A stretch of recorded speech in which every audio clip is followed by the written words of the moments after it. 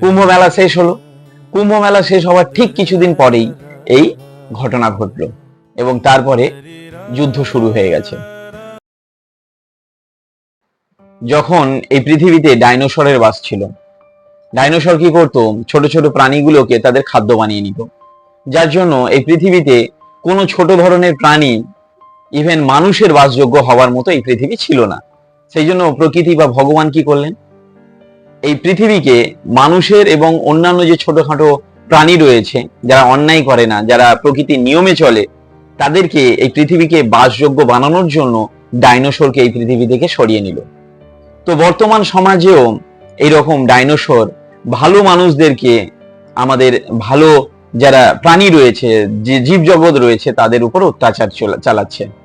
যার জন্য এই প্রকৃতি কোনো একটা রূপে এসে এই সাধারণ মানুষকে, এই ভালো মানুষদেরকে রক্ষা করবার জন্য তিনি অঙ্গীকার করেছেন এবং তিনি এই পৃথিবীর বুকে এসে সেই সাধারণ মানুষগুলোকে রক্ষা করবেন, এমনই বিশ্বাস। এই বিশ্বাস কোথা থেকে এলো আমাদের? আমরা সনাতন ধর্মীরা এইটা মানি, গীতাতে যে কথা রয়েছে সেই কথা সত্য এবং তা আগামী দিনে ঘটবে। গীতাতে জ্ঞানযোগের 8 নম্বর আর 9 নম্বর শ্লোকে বলা হচ্ছে, यदा यदा हि धर्मस्य ग्लानिर्भवति भारत अभ्युत्थानम् अधर्मस्य तदात्मानं सृजाम्यहं परित्राणाय साधुनाय विनाशाय च दुष्कृतम् धर्म संस्थापनार्थाय सम्भवामि युगे युगे।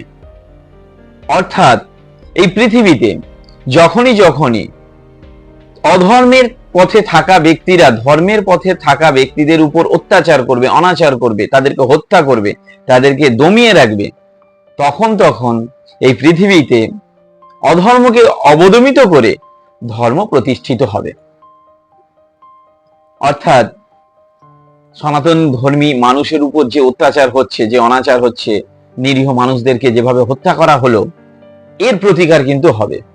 তবে কি তৃতীয় বিশ্বযুদ্ধ আগত? আমরা সবাই কোথাও না কোথাও একটু প্যানিক করছি, একটু ভাবছি তৃতীয় বিশ্বযুদ্ধ হয়তোবা আসতে চলেছে।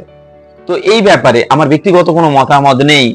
তো 1600 দশকে ওড়িশার একজন বৈষ্ণব, তিনি জ্যোতির্বিদ্যায় যথেষ্ট পারদর্শী ছিলেন, ভবিষ্যৎবাণীতে তার যথেষ্ট পারদর্শিতা ছিল। তিনি তার ভবিষ্য মালিকাতে লিখে গিয়েছিলেন, তার নাম হচ্ছে অচ্যুতানন্দ দাস।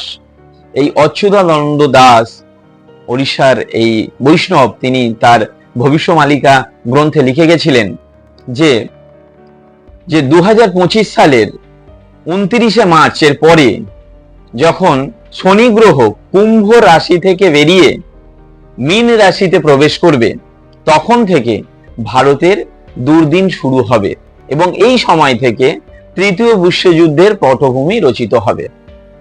কুম্ভ মেলা শেষ হলো। কুম্ভ মেলা শেষ হওয়ার ঠিক কিছুদিন পরেই এই ঘটনা ঘটলো এবং তারপরে যুদ্ধ শুরু হয়ে গেছে। তাহলে অচ্যুতানন্দ দাস তিনি ভবিষ্যমালিকায় যা যা লিখে গেছেন, তার বেশিরভাগ, সিংহভাগ যে ভবিষ্যৎবাণী রয়েছে তা কিন্তু মিলে যাচ্ছে। তিনি আরো যে ভবিষ্যৎবাণীগুলো করেছেন, আপনার গুগল সার্চ করে দেখতে পারেন। করোনা নিয়ে বা মহামারী নিয়ে তিনি যে কথা বলেছেন সেটাও মিলে গেছে। আরো অনেক অনেক আছে। আমার আরো একটি ভিডিও রয়েছে, এই অচ্যুতানন্দ দাসের ভবিষ্যৎবাণী নিয়ে যে ভিডিওটি রয়েছে, সেটা দেখে নিতে পারেন। এখন বলার বক্তব্য হচ্ছে, অর্থাৎ যে তৃতীয় বিশ্বযুদ্ধের কথা যদি অচ্যুতানন্দ দাসের যে বক্তব্য রয়েছে ভবিষ্যমালিকায়, সেটাকে সত্য মানা হয়, তাহলে এটা কিন্তু তার পটভূমি। এবার আমার বক্তব্য হচ্ছে, তাহলে আমাদের কি হবে? এখানে আমরা যদি গীতা বিশ্বাস করি, তাহলে ধর্মের পথে থাকা ব্যক্তিরা তাদেরকে উদ্ধার করবার জন্য একজন শ্রীকৃষ্ণের অবতার হিসাবে বা ভগবানের দূত হিসাবে এই পৃথিবীকে রক্ষা করবেন। এবার অচ্যুতানন্দ দাস তিনি কি বলছেন, এই পৃথিবীতে যে মহাযুদ্ধ শুরু হবে, সেখানে ভারতের পক্ষ থেকে ভারতের যে রাজা, তিনি হচ্ছেন এই ভারত ভূখণ্ডের যে ধর্মের পথে থাকা ব্যক্তি রয়েছেন তাদেরকে রক্ষা করবেন। তিনি বললেন যে তিনি হবেন অবিবাহিত, তিনি ধর্মের পথে থাকা ব্যক্তি। তো আমি এখানে কাউকে ব্যক্তিগতভাবে নির্দেশ করতে চাইছি না। তাহলে এই ধরনের কোনো ব্যক্তি আমাদের ভারতবর্ষকে এবং ভারতবাসীদেরকে রক্ষা করবেন, গীতাতে বলা আছে এবং অচ্যুতানন্দ দাস তার ভবিষ্যৎ মালিকাতে বলে যাচ্ছেন। অর্থাৎ আমরা যারা ধর্মের পথে রয়েছি, আমরা যারা ন্যায় নীতির পথে রয়েছি, আমরা যারা সত্যের পথে রয়েছি, তাদেরকে এই নিয়ে ভয় পাওয়ার কোনো সম্ভাবনা নেই। এবার আসা যাক যে এই যে মহাযুদ্ধ হতে চলেছে বা হচ্ছে, এর জন্য দায়ী কারা? এর জন্য দায়ী হচ্ছে 90% হচ্ছে সাম্প্রদায়িকতা। এই সাম্প্রদায়িকতা থেকে বেরিয়ে আসতে যদি আমরা না পারি, তাহলে আমাদের কিন্তু আগামী ভবিষ্যৎ অত্যন্ত খারাপ। তো পৃথিবীর এই যে মহাযুদ্ধ হতে চলেছে বা হবার সম্ভাবনা রয়েছে, তার জন্য দায়ী কারা? তার জন্য দায়ী হচ্ছে শিক্ষিত মানুষরা। মূর্খ মানুষরা, অশিক্ষিত মানুষরা এই মহাযুদ্ধের জন্য দায়ী নয়। তো সেই কথা অনুযায়ী পশ্চিমে একজন দার্শনিক D.H. লরেন্স বলে গেছিলেন যে এই পৃথিবীকে যদি সত্যিই বাঁচানোর কোনো চেষ্টা হয়, তাহলে তার প্রথম পদক্ষেপ হচ্ছে পৃথিবীর প্রায় প্রত্যেকটা দেশ থেকে 100 বছরের জন্য প্রত্যেকটা শিক্ষা ক্ষেত্রকে বন্ধ করে দিতে হবে। শিক্ষা ক্ষেত্রই হচ্ছে আমাদের এই যে পৃথিবী ধ্বংসের একটা বড় কারণ। তার ভিতরে যদি একটু ঢোকা যায়, তাহলে আমরা বুঝতে পারবো কি জন্য তিনি বলছেন। শিক্ষিত মানুষরা এই পৃথিবীকে নষ্ট করবার জন্য যে ধরনের অস্ত্র বানিয়ে গেছেন, বড় বড় যে হামলা হচ্ছে, তার পিছনে কিন্তু একেবারে গোমূর্খ অশিক্ষিত মানুষরা নেই, তার পিছনে শিক্ষিত মানুষরা রয়েছে। তারা এই পৃথিবীকে নষ্ট করবার জন্য যে ধরনের অস্ত্র বানিয়ে যাচ্ছে, সেই অস্ত্র দিয়ে বর্তমানে যা অ্যারেঞ্জমেন্ট আছে পুরো বিশ্বের, তাতে বলা হচ্ছে এই পৃথিবীকে 70 বার ধ্বংস করা যেতে পারে। মানে এই পৃথিবীর মতো 70টা পৃথিবীকে ধ্বংস করে দিতে পারে এখন আমাদের পুরো বিশ্বে যে ধরনের অস্ত্র রয়েছে। অর্থাৎ বুঝতেই পারছি এই পৃথিবী কিভাবে নষ্ট করবার জন্য শিক্ষিত মানুষদের হাত রয়েছে।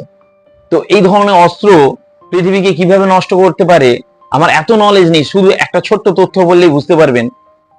এই পৃথিবী থেকে সূর্যের যে দূরত্ব রয়েছে, সেই দূরত্ব হচ্ছে প্রায় 9 কোটি কিলোমিটার। আর সূর্যের যে তাপমাত্রা রয়েছে, সেই তাপমাত্রা যদি পৃথিবীর একেবারে কাছে চলে আসে, মানে ধরুন 9 কিলোমিটারে বা শুধু 9 মিটারে চলে আসে, তাহলে যে উত্তাপটা আমরা সহ্য করতে হবে বা যে উত্তাপটা আমাদের পৃথিবীকে নষ্ট করতে পারে, সেই উত্তাপ এই প্রচন্ড বিস্ফোরণে সেই উত্তাপ আমাদেরকে সহ্য করতে হবে। অর্থাৎ একটা প্রাণী কেন কোনো অংশ বাঁচবে না, পুরো পৃথিবী ছাই হয়ে যাবে।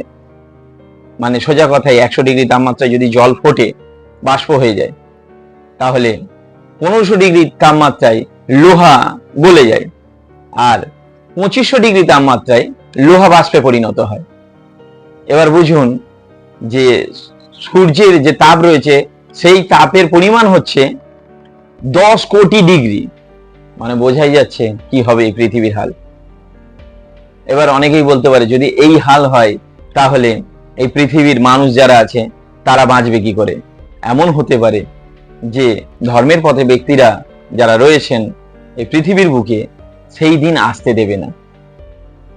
ধর্মের পথে থাকা ব্যক্তি, যিনি শ্রীকৃষ্ণের অবতার, যিনি পৃথিবীকে রক্ষা করবেন, এই বিস্ফোরণ, এই যে আতঙ্ক, সেই আতঙ্ক থেকে ভালো মানুষদেরকে রক্ষা করে, আর যারা দুষ্কৃতী রয়েছে, যারা ডাইনোসর রয়েছে, তাদেরকে সরিয়ে দিতে পারে।